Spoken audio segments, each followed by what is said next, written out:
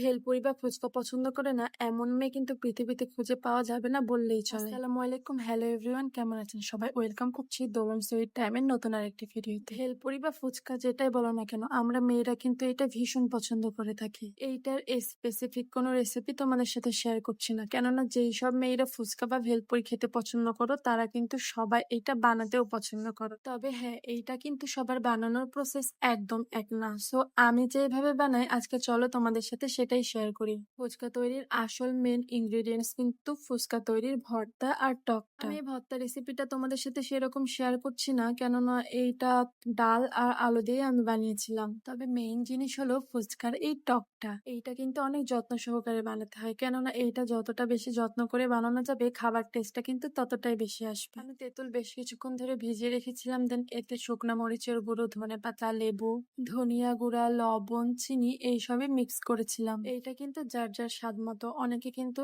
এই টকটা অনেক বেশি পাতলা করে, আবার অনেকে অনেক বেশি গাঢ় করে। আমি যেহেতু পাতলা করেই পছন্দ করি সেহেতু আমি পাতলা করেই বানিয়েছিলাম। আর আমার মনে হয় ফুচকা সামনে রেখে কোনো মেয়ে একদমই বসে থাকতে পারবে না, কেননা জিনিসটা এত বেশি লোভনীয়।